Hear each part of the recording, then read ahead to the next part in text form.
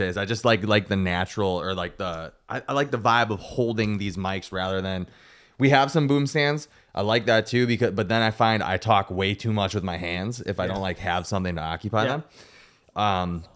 So that's why I like moved to holding it, and it's just like because we're traveling with the podcast and stuff. It's like a pain in the ass if I want to take something like this on a flight or something. But yeah, we have had a couple of issues recently with recording. Do you use anything? What do you use for recording your pod? We'll typically just do the lab mic. So I have the Anchor and just magnets on you, and then it plugs into the iPhone. Or you can wire it into the camera. Oh, nice. Yeah. Sweet, man. Well, hey. What's up, everybody? Welcome back to another episode of the Counterculture Podcast. We are here at CrossFit Kenosha with Joe Nehls. What's up, dude? What's going on? How you feeling? Good. Yeah? Good after Rogue? Everything's going great? We're on a little bit of come down, but yeah, no, it's been good. Yeah, sweet, man. So look, I found out about you because my girlfriend is a CrossFit nerd. She loves everything CrossFit, and she said that you were on the Savon show for your 30 for 30. Yeah, sure was. Explain to me a little bit about this 30 for 30 and why people should give a shit. Yeah. Yeah. So for me, initially just started as a challenge, right? Small business owner.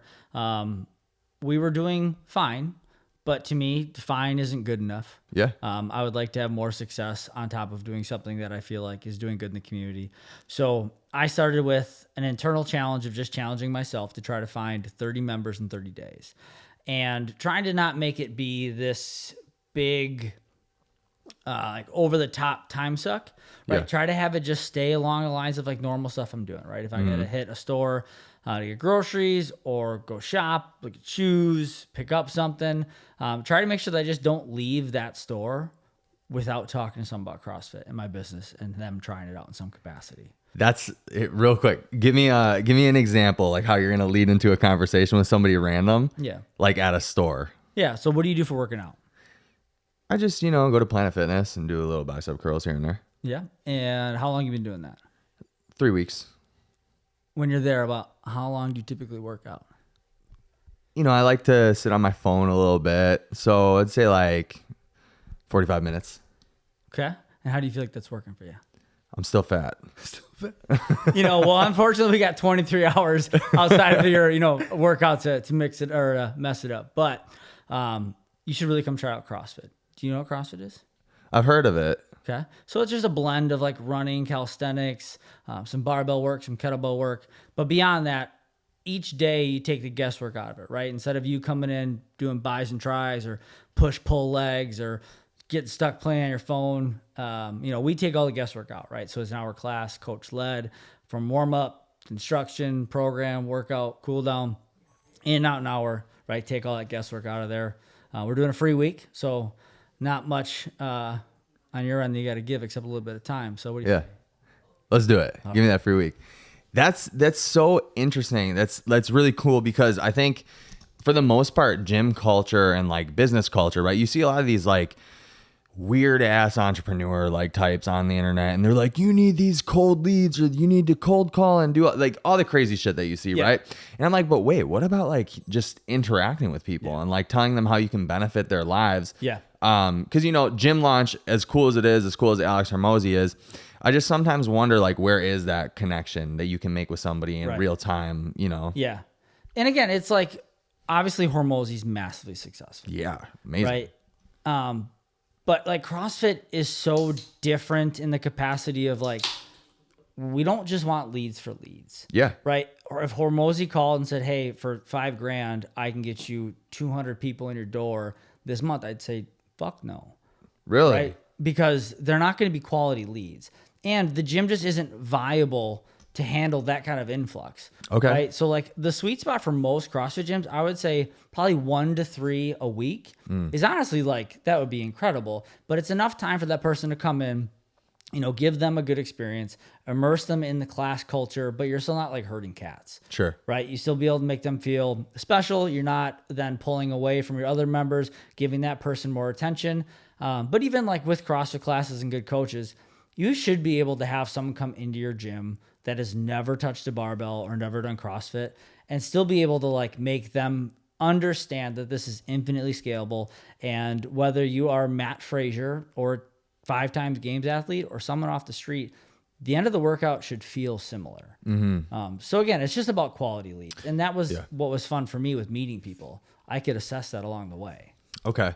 So you said something about when you first started talking about this, that you were doing good, but you weren't doing great. What exactly does that mean to you? Yeah. So we were growing, and we've actually done well the last year. We are net almost 40 members in the last year, which is great. But for me, I want this to be successful enough for more than just me, right? I want there to be enough money that this can be living for myself as an owner and be that role and do that right. But enough finances to also then allow someone to come in and hopefully be a head coach and pay them a good salary so they could feel a part of this and appreciated. Yeah. So to have enough revenue there to offset multiple phases of the business, not just me being the one-man band, which I do love. Yeah. It's great, but I don't think it's sustainable forever, right? I'm 35. Okay.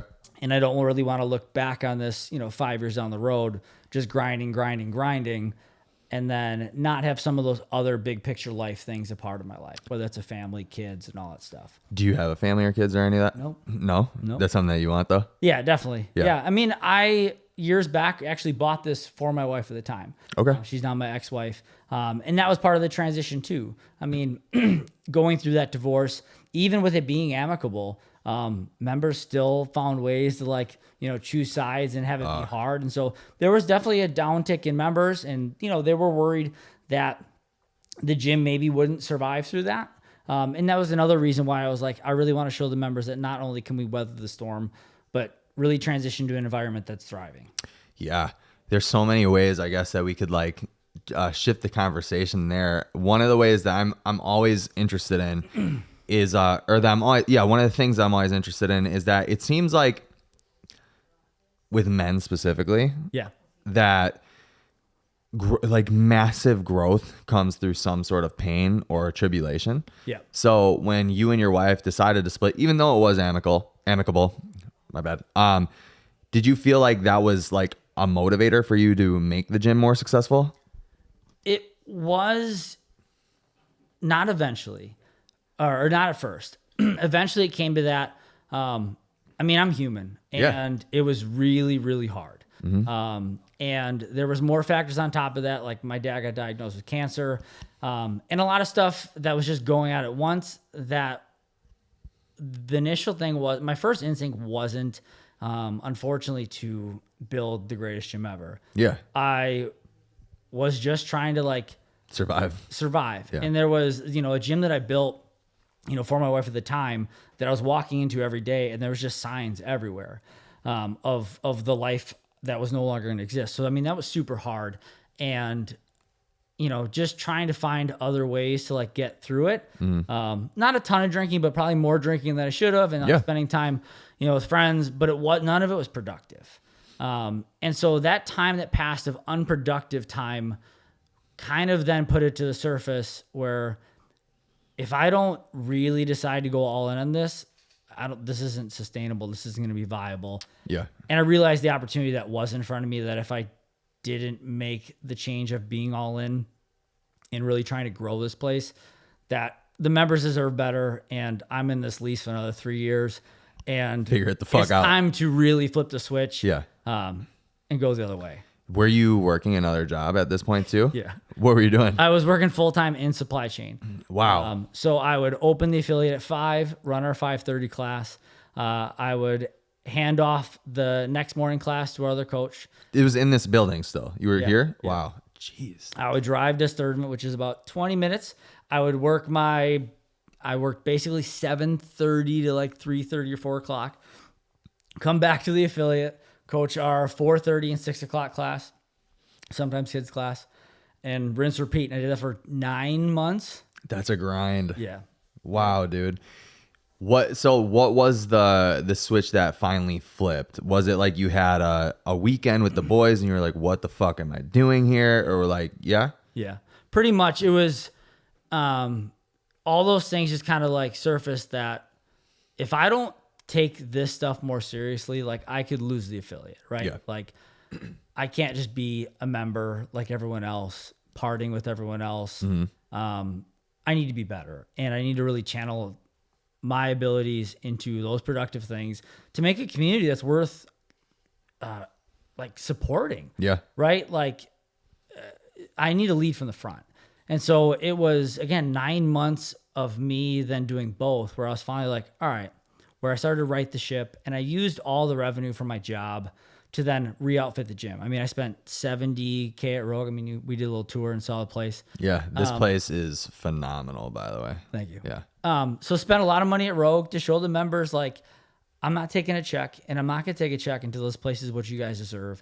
And I need to earn it. I need to earn that check. And so I quit my job after 9 months and decided that instead of just doing these two things, and yeah, it was making money and it was safe, I need to be all in. And so that's when everything really changed.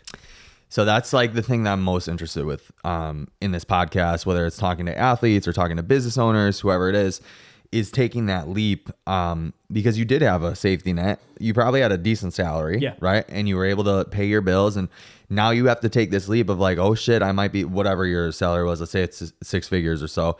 And you're like, now I have to lose this money that I'm counting on every single month and hope that I can build this business into something that can sustain me and the people that I love. Yeah.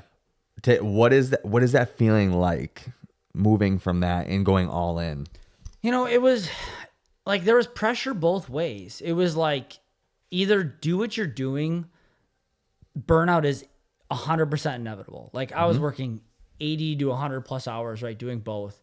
And none of them were going well enough, like in that capacity. So burnout was inevitable. So it was either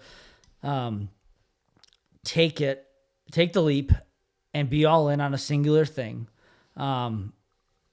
Or again, the money was coming in, but again, if I'm the employer, they knew what I was going through too. And I don't think either of us thought it was really sustainable. So it was taking the leap for the business.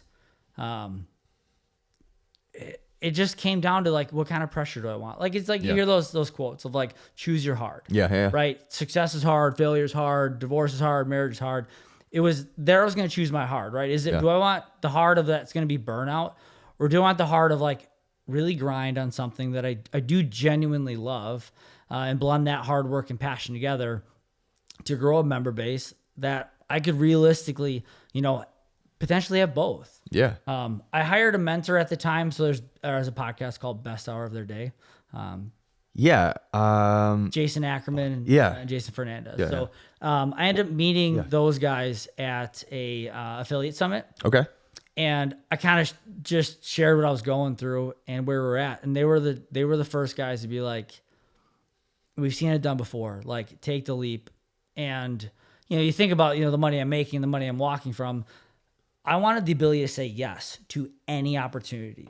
And that was the first thing that they really pushed me to open my eyes to, of like, if there was someone that wanted to come in midday for a PT session, well, I was turning it down, right? Or if there was any opportunities, I was turning it down. They're like, it isn't just the salary that you have right now. It's all the opportunities that you're like choosing to not take. And there's plenty of money on the other side of it. Just take the leap. Do you think, was it the money thing that was holding you back from doing it mostly? And it was familiar and comfortable, right? Like any change is going to be scary, whether it's like even a good thing. Yeah. And so it was a routine that I started to figure out. And it was just, it was, I think the fear of change and fear of taking a leap, because I can't put my 2 weeks in and then go back. Yeah. I mean, maybe, but it's not going to look good. Yeah. So it was just the pressure, the change, or So what were some of the things that you did for yourself to kind of get you in the right state of mind to be able to do something like that? Well, so like when we were talking about like the first change and going out with all the boys, I haven't drank since. So how long ago was that? August 1st of 2021. So it's been 2 years. Sober, guys. Here we go. Let's go, dude. We've been sober since May 14th of 21? 22. Nice. So you're a little bit ahead of us. Yeah. Cool. It's all the same. You miss it? No. Why not? You don't realize. So like, in my 20s, I played rugby in college, and I was like, a lot of my identity was being like the party guy. You know, and you start to realize, back then, like you would just think that that's how life should be. Yeah. And so as you get in your 30s, you just continue on that path of like, we party. And when we party, we have fun. Yeah. That was the identity I started to have.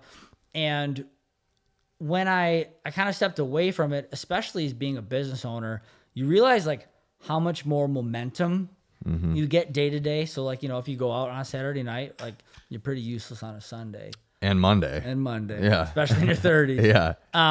But then you realize, you know, if you don't go out on Saturday, right, then you have a productive Sunday. And that carries over to a good Monday. Yeah. And like, I just started to really feel the momentum that started to carry through.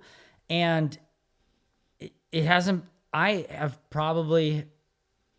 can say without a shadow of a doubt, there's probably only been 2 occasions where like, I was like, ooh, I'd like to do a couple shots and like feel like I'm a part of the crowd. But it really hasn't been hard. What were those 2 occasions? I want to say it was just 2 gym functions where like everyone was really having a good time. For me, when I played rugby in college, like I actually didn't drink until then. Wow. I don't think I drank till I was about 20. Okay. And what actually got me into drinking was like the sport of it. No way. Right. And so like being better at the other person. Yeah. So like in rugby, you know, play the match and then there's the aftermatch. Yeah. So both teams, every college rugby team, to my knowledge, is basically sponsored by a bar. Wow. And so after the match, you go to this bar, whatever the home team is. Okay. And you cover your opponent's drinks. You drink, you know, you do like rugby songs. And it's fun. It's good stuff. And that sounds like fun, even though I don't drink. Yeah, it was definitely fun. And then, you know, we do like boat races and whatever. And so like that stuff to me, like the sport of it and being competitive in whatever arena, like that was really fun. Yeah. And so like first time we were at a rugby tournament up north, I think it was called Mudfest in Platteville. Okay. And, you know, like they're grilling me to drink and drink and drink. They're like, well, just let's see what you can do. And like, you know, playing beer pong, like, okay, like that's fine. You can shoot. And like, all right, well, let's just chug and then crack a beer, chug a beer. And like, it was like, boom. And I was like, whoa. I like this. And then I was like, am I good at this? And they're like, dude, you're great. And so like, that's what initially pulled me in was like the fun, like the competitive party side of that. Well, cause I mean, it without like sounding like an alcoholic or anything, right? Like, it is a good time, and like it can add to your time, right? It can add to a good time, but that doesn't have to be the only good time. And we live in Wisconsin. It's like everyone identifies with drinking. Everyone does it. It's a part of everybody's life. It's just like normal, you know? Yeah, I want to say Kenosha, I think it might be La Crosse now, but Kenosha, I think, had the most bars per capita. That's wild. So like every street corner, there's usually like a Bill's or a Scotty's or a George's Pub. Like, wow. Yeah. That's crazy. I didn't know that. Yeah. So, okay. So you said that you had quit drinking. That was one of the things that kind of got you in the right head. Yeah. What else? I think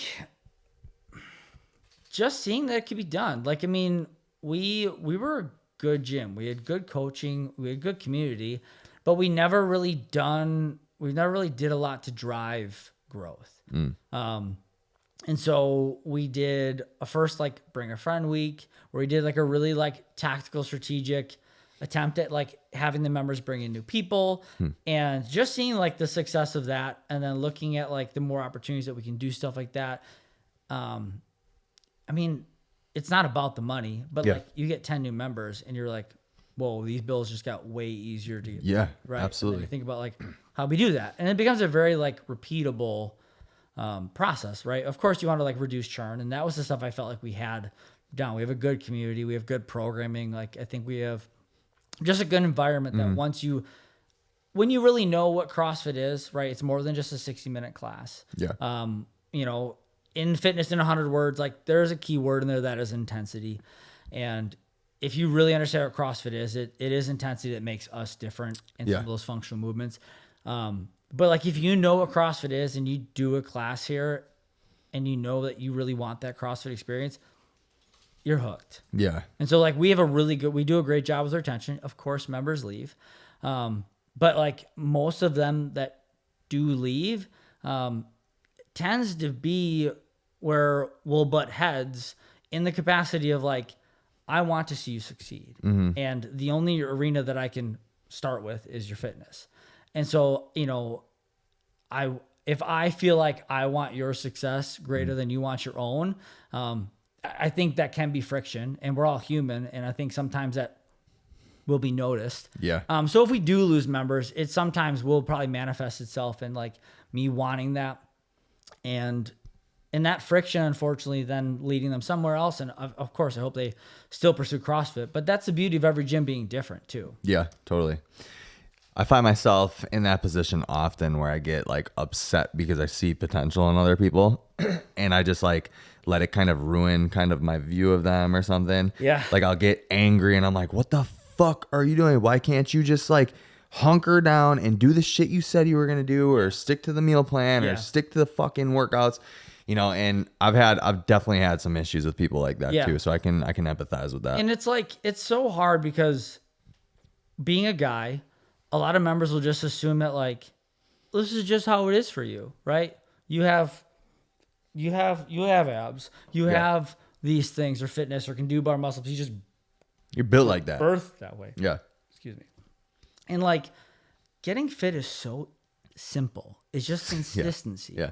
Right? It's just eat well, right? Try to eat processed foods, move a little bit every day, right? Don't be in a massive surplus. Don't be in a massive deficit. Yep. You know? And like, that's the hardest part. It's like members think that it's like this magic pill or magic routine or magic diet, when it's like, just be consistent.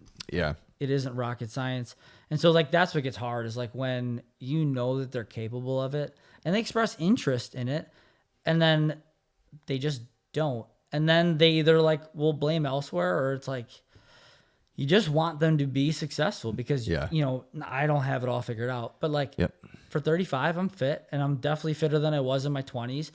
And it hasn't been ever something that's like, oh, I gotta go to the gym, or, oh, I gotta eat a certain way. It's just like, I'm happy doing it because I see the benefits of it.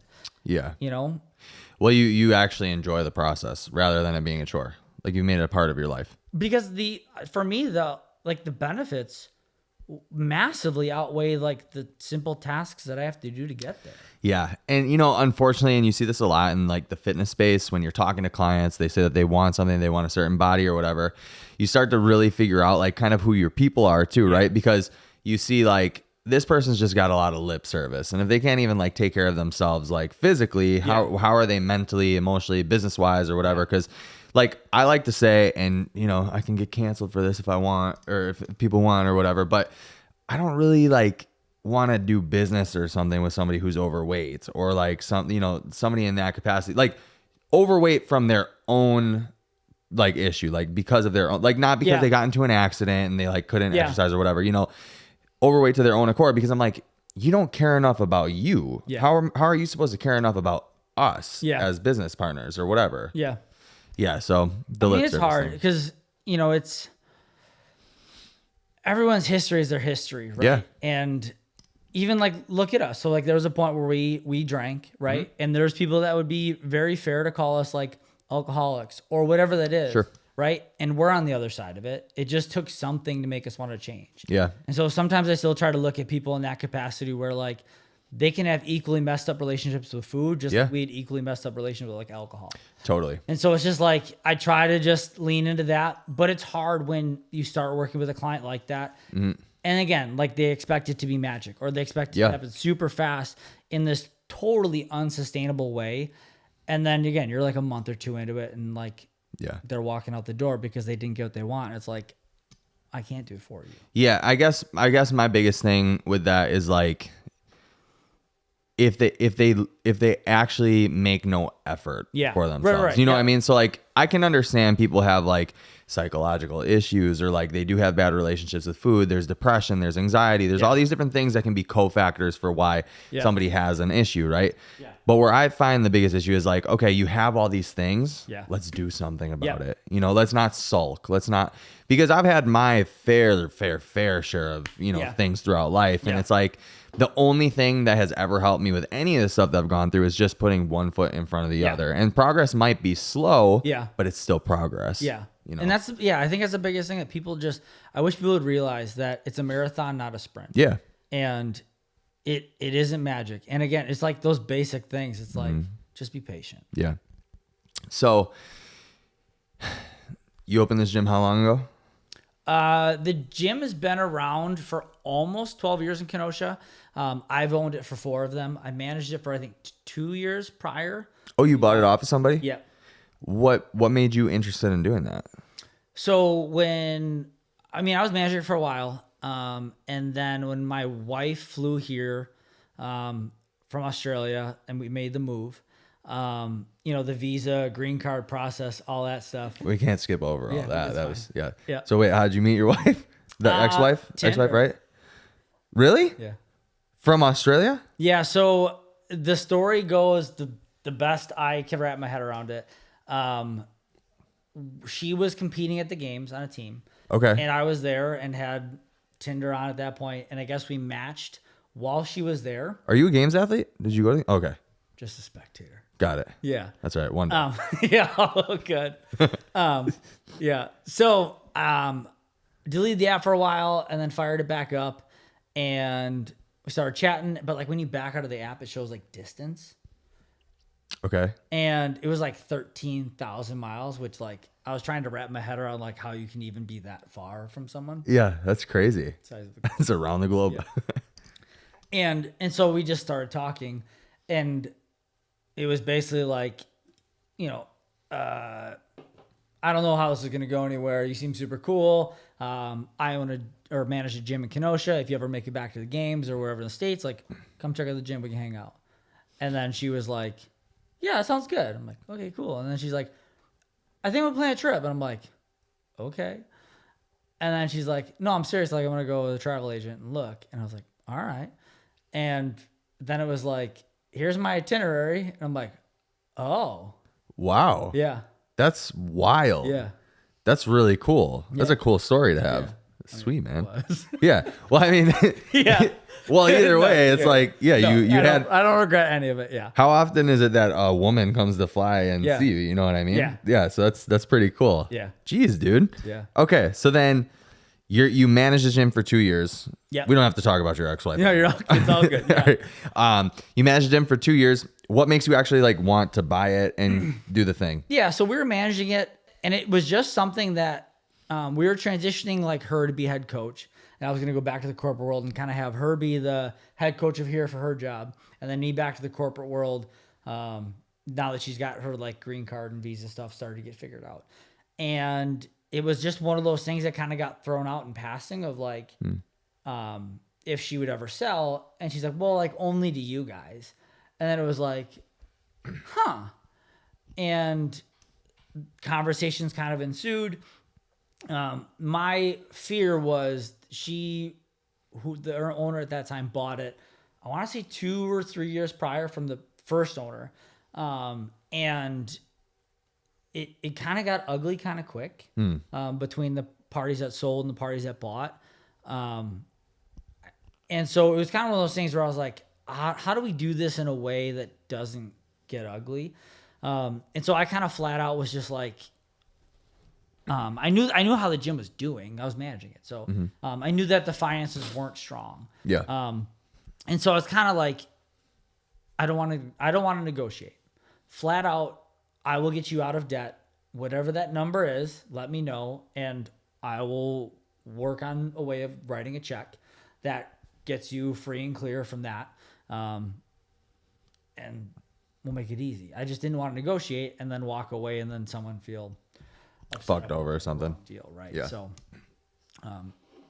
it still ended up somehow not great. As business always goes that way. Like, again, they were awesome people, and they still are. And I tried working it out where they'd have like lifetime memberships, them, their kids, significant others, and all that.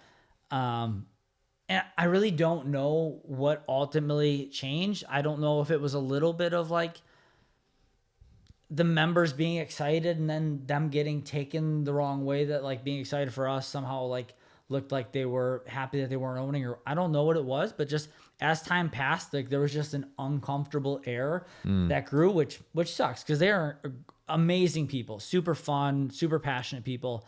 But it just ended wrong. Just didn't end good.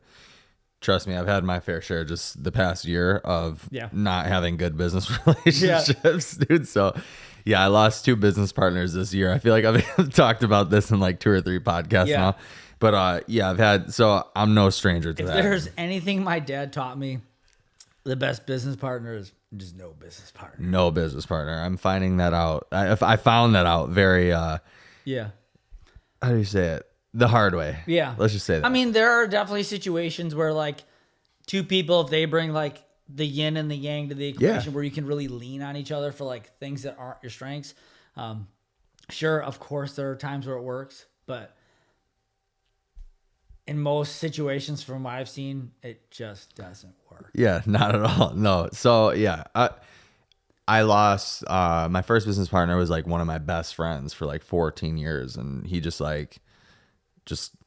see you later type thing, you know? And it didn't work out. And first time business owner, at least brick and mortar type style business. Yeah. We just didn't have the right paperwork. So he like found a loophole basically. Yeah. And then the other business partner was kind of like, yeah, you gotta skedaddle, dude. We can't do this anymore. That type of thing. So yeah, man. So then when you guys do finally take over the gym, how does everything go? Like the first year? Well, we had that whole COVID thing. Fuck. Here we go. Yeah. Okay. And that I could not imagine. So I had a business during COVID, but I was just renting from somebody. I was just, had my own athletic training business. And then to be honest, it was easy for me to still make money because I had my online business that I was doing. And then I bought a truck and I took a squat rack and I would just wake up at 4:30 in the morning every morning, pack up my squat rack and then train people in a park. Yeah. And I'd do it till like 7 p.m. Yeah. And then that was it. And I could still make money. And I had a little cough one time and that was it. And then what was it like though, having a brick and mortar? You got to pay fucking $5,000, $6,000, whatever the rent is here. Yeah. It was tough. We rented out equipment. So basically when it was really going down, we wrapped our head around the fact that like, this is going to be like a government, like shutdown, right? Yeah. This isn't like a, hey, do the right thing. Like you're going to do the right thing, like, or else. Yeah. And so we rented out equipment. We did like, not necessarily Zoom classes, but we like put out programming. If people had more equipment, like a home gym that was more equipped, like we give them extra stuff to do.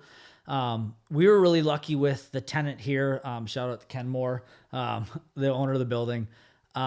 He basically for 3 months, we only had to pay taxes. Shut up. Yeah. Wow. Yeah. That's nice. So super nice. On top of like the PPP loans, because we were paying my wife at the time like a salary. So it was all in accordance with all the PPP stuff. So we got help from the government in that capacity. That's great. Yeah. But it was nuts. Yeah, Still, I bet. like, how many members did you have at that time? I think we had probably like in the mid 90s. Okay. Maybe 80 to 90 at the time. Did you lose any from COVID? I think we kept maybe like 75, 80%. Oh, that's really good. It was, again, we're really fortunate, and it's still this way. Again, we don't have a ton of members, but like we have a really, really consistent, dedicated member base that's like very engaged. We see most of them 4 to 5 days a week. Sweet. And it even was like that back then. So we didn't really see a big fall off. We had a couple members that, had big job changes or lost their job. And as long as like they came to us in like a human manner, right? We said like, hey, like we won't cancel your membership, like don't pay, right? We'll help get you through. And I think that's another reason why we have really good members ongoing is that like it's this good like symbiotic relationship of like we're taking care of each other. Yeah, you do good by them, they do good by you. Yeah. Were there any thoughts of shutting the doors during COVID? Only when the health department came back when like they were talking about reopening and they're like, you can have 5 people in your doors. And I was like, oh, okay. So you want me to run 15 classes a day, hour-long sessions? They're like, yeah, that'd be fine. I'm like, that's not sustainable. Yeah. No one can do that. Yeah. Right. And so it was one of those things. I'm like, we have no timeline of like when this is going to get better or it's ever going to change. So it wasn't necessarily like the idea of the doors closing like financially, but it was like this business model isn't viable. Right. Yeah. Right. And like, it sucks because I think most affiliates fall into this trap, not really trap, but like, this is how they feel. Like, I love this gym so much. I don't care if it doesn't make money because I love this and these people so much. And I think that's why a lot of gyms just exist because they get along by like altruism alone, where they're like, I love what I do and I make an impact. It's like, but it's got to make money too. It's got to make sense. Yeah. When COVID happened, the gym that I was renting space from, dude, we got fined, I think 3 different times. Where were you? I was at Winter's Edge in Pewaukee, Wisconsin. So it's like a powerlifting strongman gym. But yeah, the owner, I love him so much, Kirk, even though I separated from him. But like, he cares about his community more than I've seen any gym care about their community. And he just like, he was like, fuck this, dude. Like, you're not going to tell me what to do. Kept it open in the beginning, got fined. And then somebody in the gym snitched. Yeah. About him letting people in, and then he got fined again because he had people at his garage at his house. He was like letting everyone come to his garage, and so he got fined like a 3rd time. And yeah, dude, that was a wild time for gym owners. It was like, there's a couple stories like that in the CrossFit space. Like Craig Howard owns Diablo CrossFit in California, and he was one of those guys that was like, I'm not shutting down. I will eat these fines. I will do whatever it takes to cure the world's most vexing problem because we know that this is the solution. Yeah. Vaccines? Yeah. I think, that's definitely it. Yeah. That'll be a good clip. Yeah. And what it actually sounds like is that this was post Greg Glassman era. And I want to say HQ was, the story that, again, don't quote me on anything, but what I basically heard was that he used to be like an affiliate, like there used to be like regions where like certain owners were like affiliate reps for like different regions. And basically, I want to say CrossFit said like, if you don't close, you're going to lose this role. And he was like, dug his heels in. He's like, no, I believe in this. And Glassman? No, this was post Greg. Oh, okay. Right? Okay. Right? Okay, so as an outsider, it wouldn't have happened if Greg was there. So no, it was post Greg. As an outsider from CrossFit, something with George Floyd happened with Greg Glassman. Yeah, is that post COVID or pre? I don't remember. So it was like post. George Floyd was post COVID, right? Or during COVID? I don't remember. It was before because we talked about how we can't congregate and we can't be together, and then there was riots with tons of people. So it was pre-COVID. It was like... Oh, you're right. Yeah. I think you're right. Yeah. Yeah, I think he is right. Yeah. So, which was post-Greg. But Greg's tweet was something along the lines of... The tweet was Floyd 19. And it was linked to an article. But it was basically like, in summary, to the best I can say, was... I want to say like the CDC or someone along those lines was using models that basically wanted to like say that, they're talking about COVID being like a world health crisis. And then they were going to like pivot that like, we're going to use these models to show how, racism is a similar process. And so, or a similar issue that they're going to define by models. And so Greg basically said it's Floyd 19 and then linked an article that basically just showed that like, this is really flawed thinking. And like, if you look at this isn't going to be a viable way to correct these issues. And cancel culture being what it was, like just took the snapshot of the tweet and then, spun it to sound as bad as possible. And then Greg was basically like, I don't get it. I don't understand. What sounds bad? Like that Greg said, what is bad? Well, I just think people took it as he was making a joke about George Floyd who died.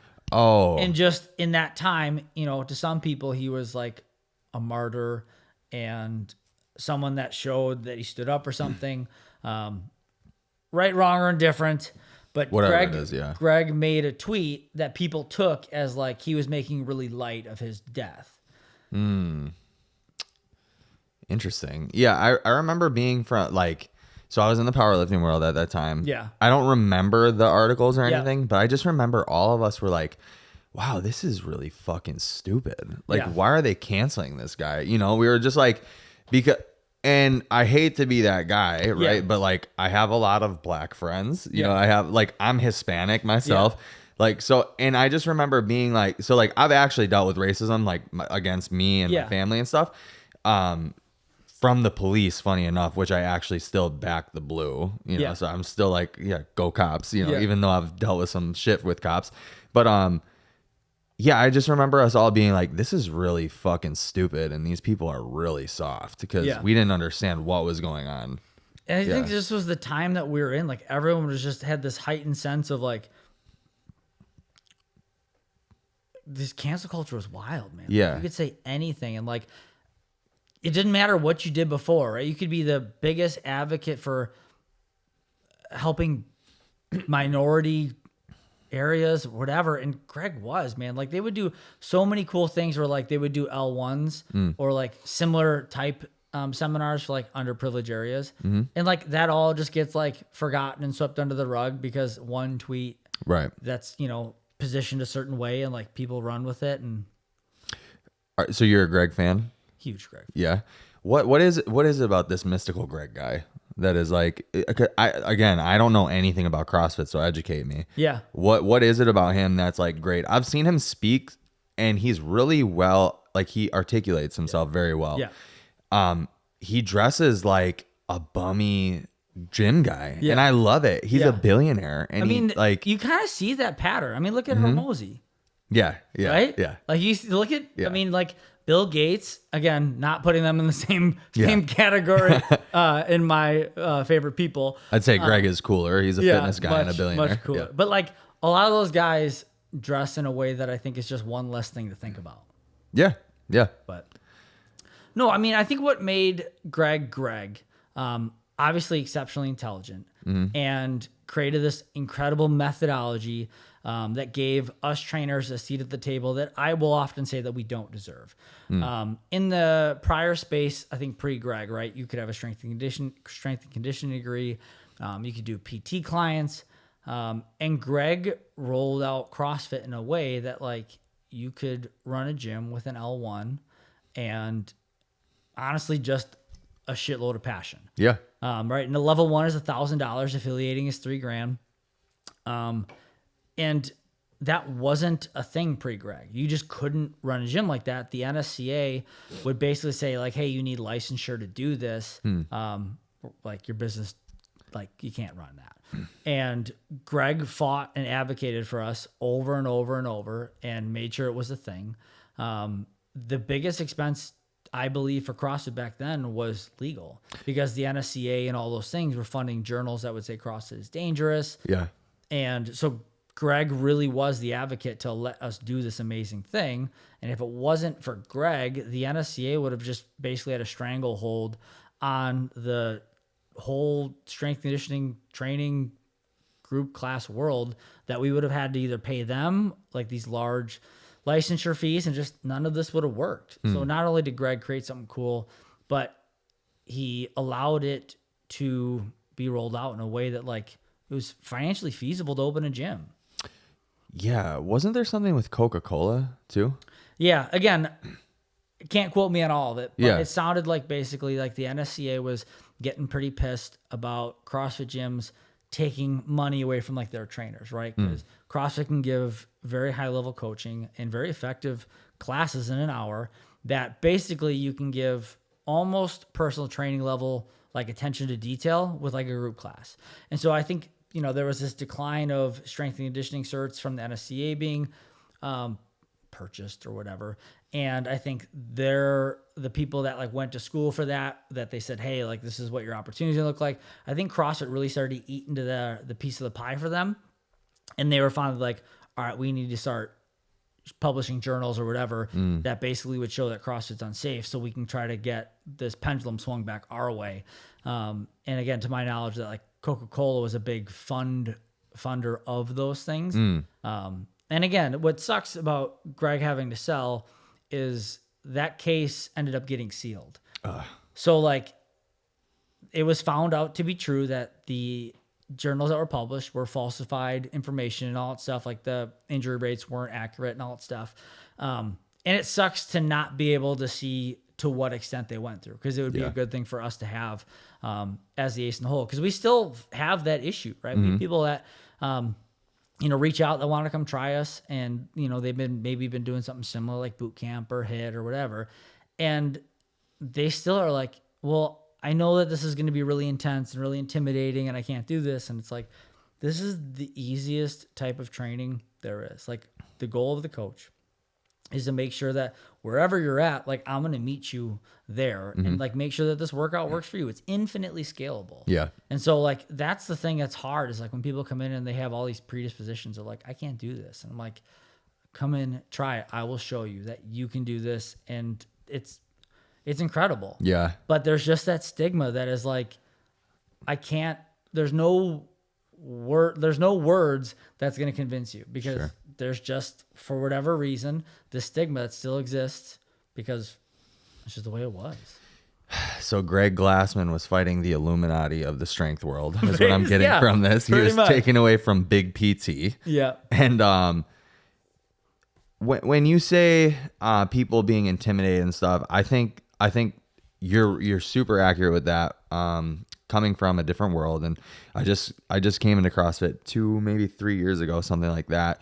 But yeah, I think what it is like the only thing that's really marketed about CrossFit is the games, and it's not, and I've heard some other people say this before, but like even just being an outsider coming in, it's like the only people that are marketed are the Matt Frasers, the Tia, the Rich, who's the other girl? Who do you like? Annie Thor's daughter. The people like that. So when people see CrossFit, that's the only reference point that they have. Yeah.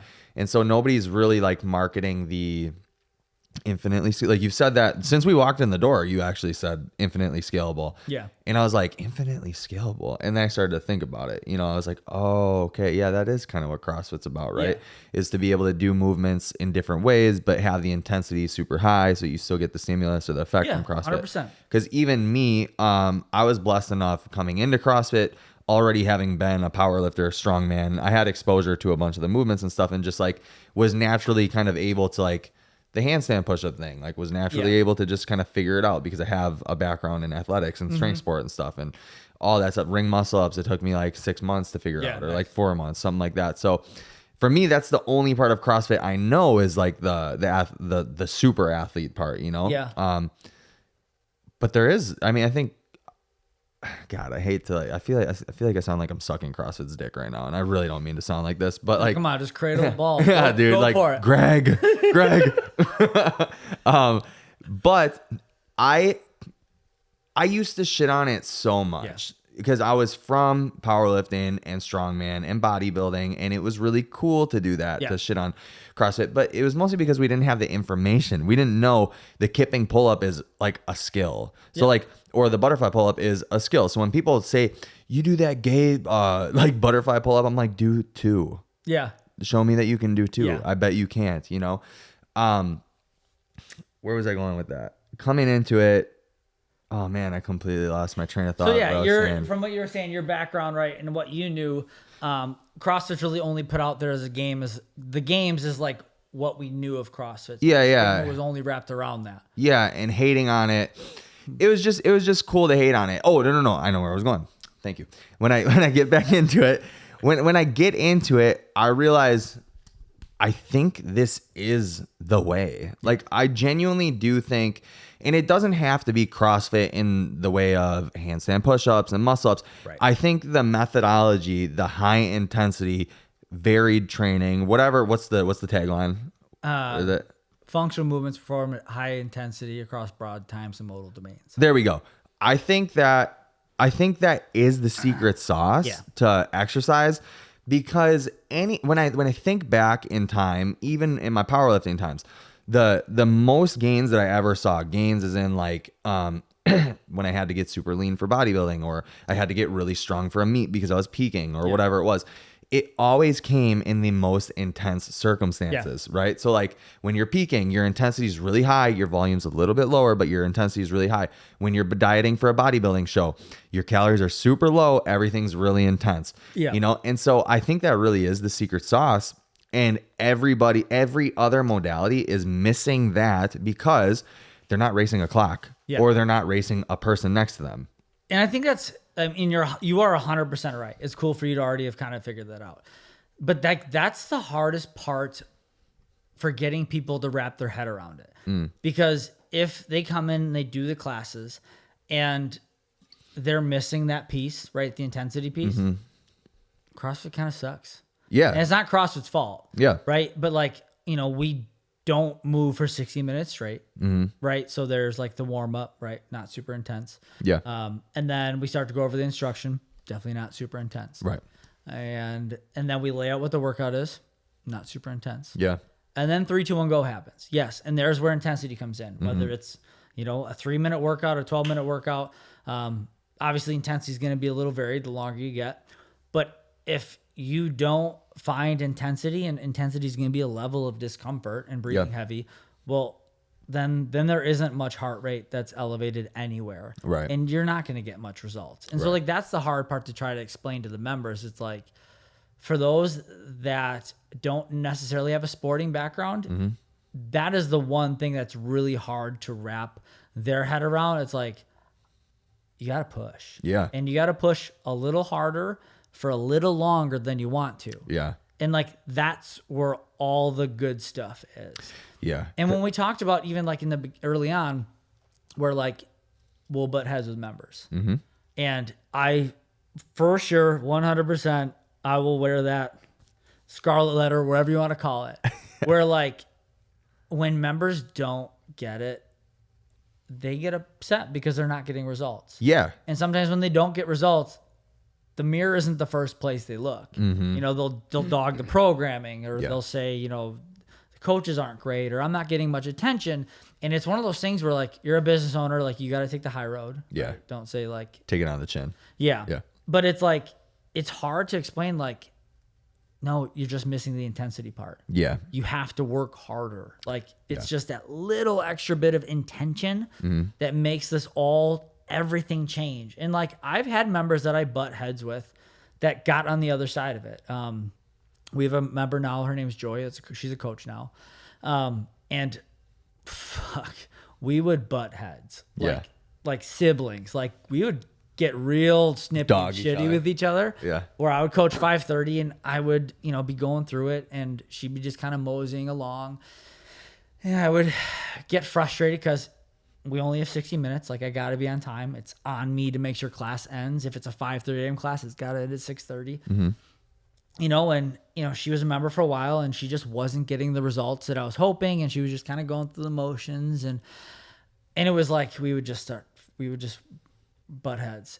And I don't know what made the flip switch, but at some point, I think she just started to trust me that like, I am doing this only because I care and love you. And like, I'm not just being kind of shitty to be kind of shitty. Like I really want this, what's on the other side of this. And she just started to buy in a little. And then she was like, oh shit, like I can do burpee box and overs on a lower box and actually jump. Yeah. Or, you know, I can do whatever. And then like progress started to happen. And then she started to lose more weight and she started to actually feel fitter. And again, because CrossFit is measurable, it's not just like, did I do 3 plates on pec deck? Like, did I just do the elliptical on level 12? Like, you can see like, oh, I actually got faster and I could do more burpees in a minute or a higher wattage on the Echo bike. And like, I couldn't imagine this place without her now. Yeah. Like, she works her ass off every single day. And like, she is what CrossFit's all about. That's great. Like, it's not about the games athlete. It's not about like, do you have a 6-pack? It's not about what you back squat. It's like, did you get more years back on your life? Yeah. Right. And like, Joy is like, I can't express how much I appreciate her. I mean, she's a huge asset to the gym. She cleans the gym, which you've seen. The gym is immaculate. It's immaculate. Yeah. and she like works her ass off. She coaches now and does such a good job. And she's so relatable. Like there's no one that can walk in the gym and be like, I can't do this. And then Joy standing right there and be like, I can. Yeah. I do. And like it's so great. But like that's what's hard for me is like I've had the joy and I've seen someone get through the other side of it. And it unfortunately was ugly for a while. And so I don't know how else to get that person on the other side of it other than like, I'm going to keep pushing. Yeah. And if that pushes you out the door, I hope you find another CrossFit gym. Yeah. But I'm going to push until you hopefully like that light bulb goes off and be like, oh, that's what he means. Like try to hold this intensity for this long or try to try a new movement. Don't always get stuck in the same scaling options and like, oh my gosh, like I can get better. You know, like you see progress at members that have been around for years and don't make progress. And all of a sudden like that light bulb goes off and then everything changes in 1 year. It's like, the same amount of time was invested in the gym. It's just that little bit of intensity and intention that's added to their 60-minute class and everything changes. That's really cool. And I think that CrossFit, oh God, I'm a CrossFitter now, aren't I? This might be a CrossFit podcast. I like to say this is not a CrossFit podcast, but I genuinely like this because one thing that I've noticed, we were at Rogue and we talked to all the CrossFit people. Dude, CrossFit people are the only people that feel this way about their exercise. Yeah. You know, which is like, it's really cool to me, you know, because you'd be like, be in the gym and you'll be like, Joy, it's 21:15 fucking 9. It's 9 minutes, not 30. But it's because you care about her. Yeah. You know, and you like actually want to see the results happen. Whereas like, basically what I'm trying to say is there's a community and a culture around CrossFit. Yeah. There's a culture around powerlifting. There's a culture around bodybuilding. There's no community really, right? Yeah. Because when you join a CrossFit gym, you know what you're getting. Yeah. When you join Lifetime, you can do a million different things. Yeah. You know, so I think that's really cool and it's really admirable for you to run something like this, a ship like this. I'll be honest, I fucking hate coaching CrossFit. Yeah. I hate it. I don't know what it is. I think it's because I take, for some reason, this shit too much sometimes. But that's why I like to, you know, we all have our thing and that's why I like to coach high school athletes because I can talk shit to them 24/7 and be like, I mean, you know? It's with me being the owner and the head coach, for lack of better terms, like I can kind of be judge, jury, and executioner where like I can work really hard to create that culture. Yeah. And it's not like my way or the highway or get the fuck out. Like we definitely have members that aren't really trying to like crush it and go that hard, but like as long as they're like respectful and like cool and fun, like it's all good if you want to come in and kind of, for lack of better words, like go through the motions. Like it's all good as long as you have a smile on your face and you're high-fiving people and you're good about it. Like I'm totally fine with that. Yeah. But when it's the person that isn't pushing like I would hope, and then they're like a little sour or shitty or kind of play the blame game. Yeah. It's like, they're going to feel that I just don't have patience for it. And again, like I said, like there's definitely members that have left and I know it's because of me.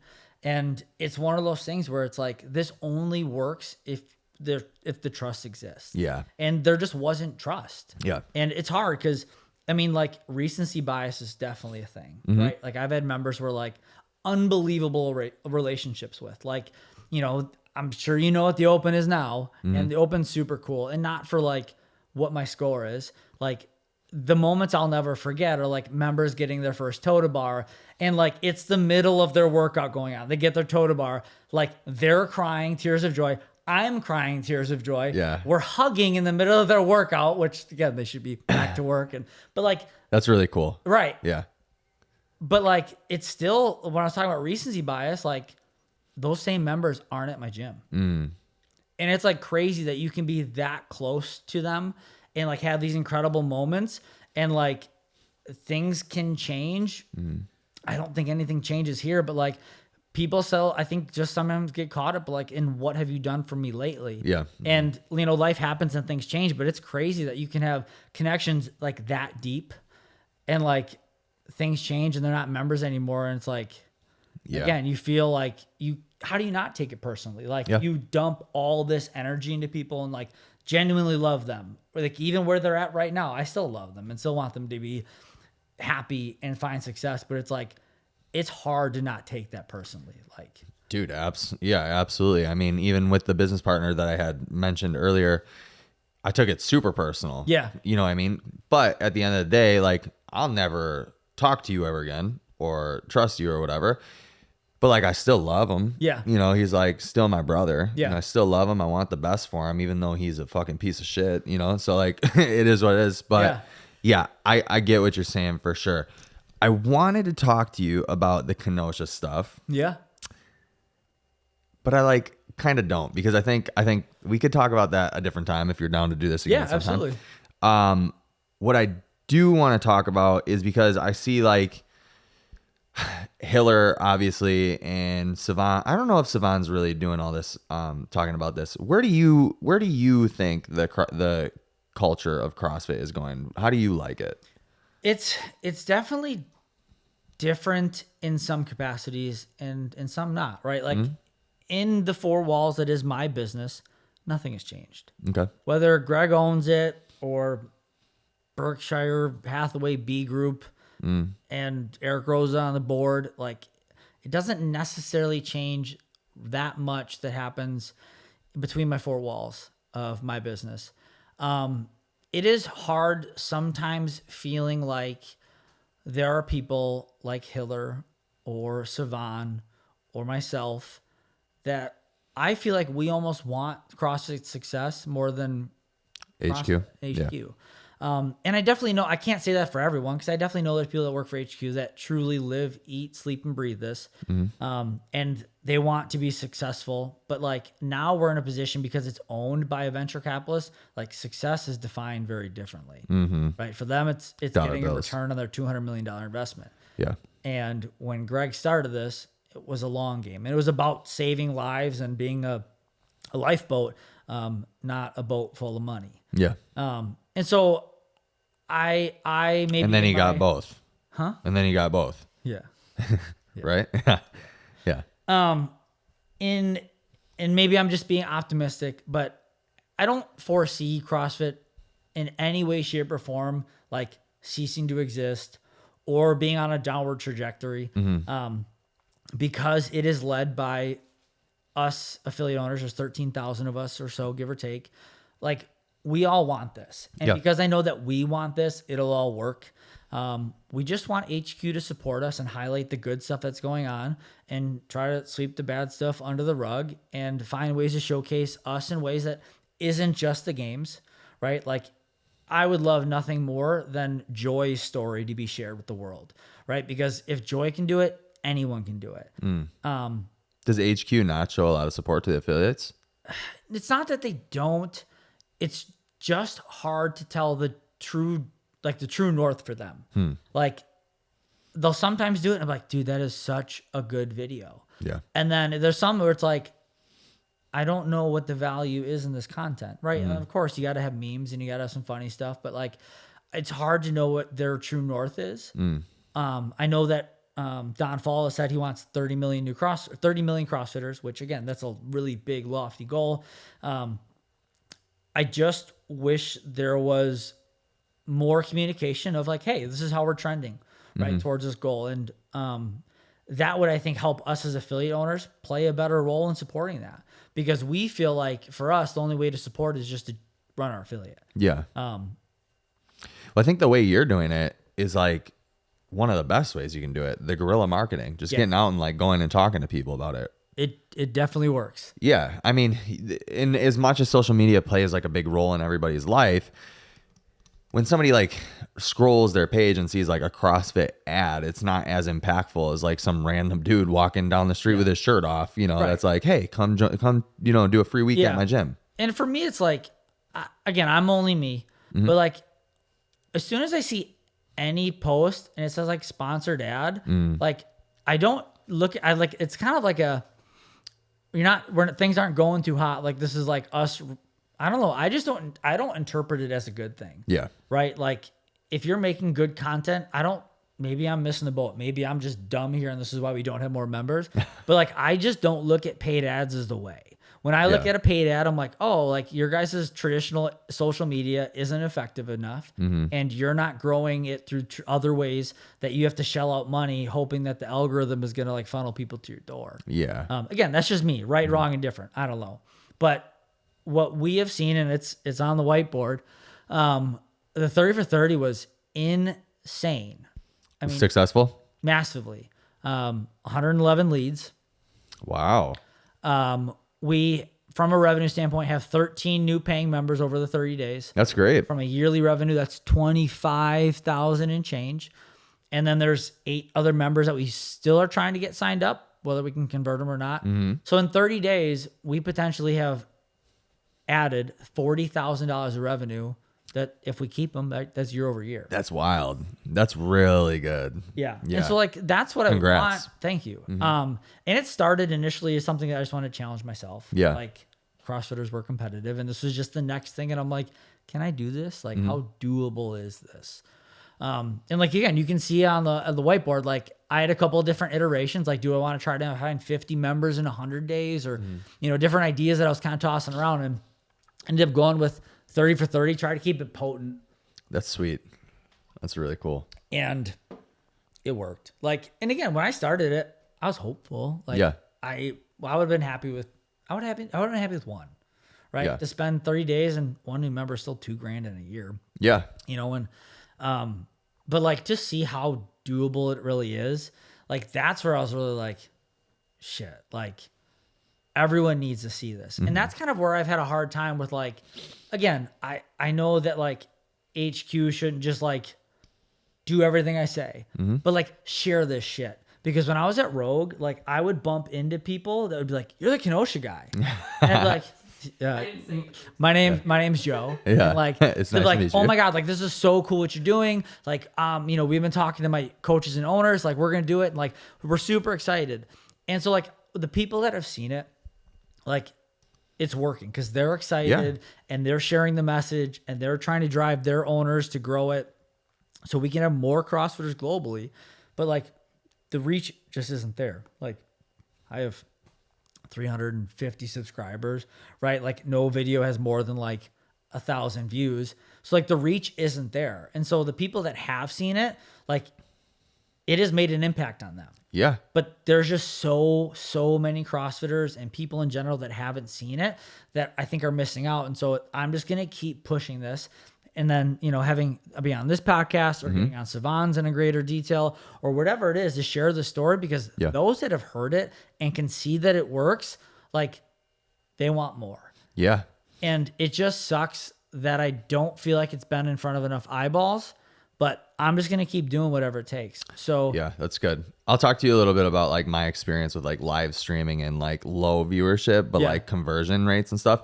Because recently I've been doing some things that like, I don't want to say it doesn't make sense, but it almost doesn't make sense.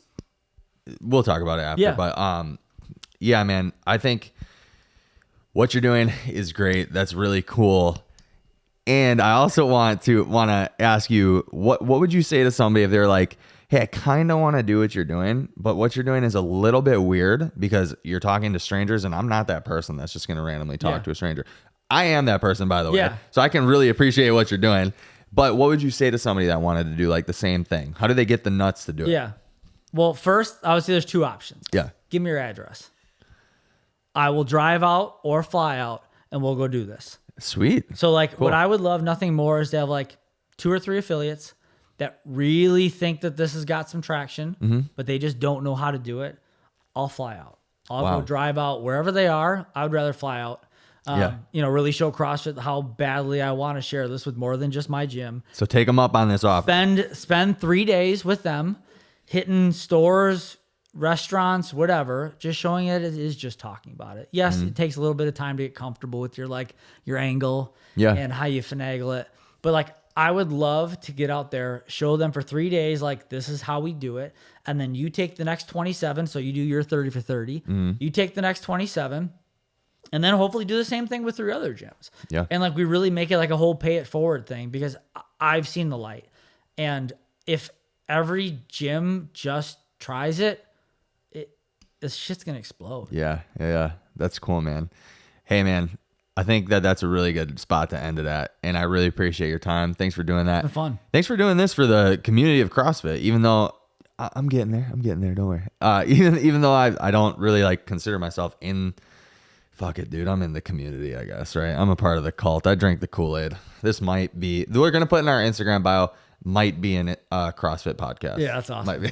But, I was talking to her today. I was like, I'm going to put in our bio, not a CrossFit podcast. Cause everybody thinks that like we're getting people reaching out to us asking, and they're like athletes or like trying to be athletes. I'm like, fuck, dude, this is where I wanted this to go. You could like, fuck, da. Yeah. It's a CrossFit podcast. that we should make shirts like that. Let's talk to Travis. That's hilarious. That's really good. We'll give him like 10% of the sales. Yeah, that's cool. Awesome. So I ask 3 questions at the end of every podcast. Okay. The first one is, we're going to say for the next year, what is your biggest goal for the next year? Just in general. It can be for here, for yourself. For here, I want to be at 175 adult paying members. Sweet. That's a good goal. Where are you at? We're just over 100 for the adult members, right? We have the kids program as well. So we're like at 100, over 130 now. But I would like to see, again, this 30 for 30 idea isn't stopping. The idea that I've seen the light, I know that I can carry this through the next year and be there. And again, that allows me to do a lot more things in the community. You'll get there for sure. The second question is, what are you willing to sacrifice to get that goal? I don't know if there's much I won't sacrifice for it. Sweet. I'm a very singular person. And there's nothing I wouldn't do, because there is a finish line, right? Like there's a finality to it, to where like we get over this hump, like I can rein it in and like get a life and like, live, eat, sleep, breathe this. Sweet, man. The third one, you kind of answered it, but I'm going to ask it anyway. What are you not willing to sacrifice? Is there anything you're not willing to sacrifice for it? I won't water down CrossFit. Love it. I will not do boot camp. I will not do fitness. Cool. CrossFit is infinitely scalable. I will not water down the methodology. I love that. Yeah. That's great, man. Well, hey, thanks so much for being on the pod. It's been fun. Why don't you plug your stuff real quick? CrossFit Kenosha, 7600 75th Street, Suite 305. We got Grow Gear thumb tape. Toss it over. Let's do a big one. Brand new roll. Yeah. Thumb tape. Feels real sticky. Yeah. Works great. Yeah. Sweet, dude. Yeah. Grow Gear. Yeah. You got a Shopify. Yeah. Cool, man. Sweet. Well, hey, man, again, I appreciate you doing this. And I want to figure out how I can get involved somehow. So, yeah, let's talk a little bit more. it. Yeah. Sweet, bro. So- Thank you so much. Of course. Like, subscribe. See you in the next one.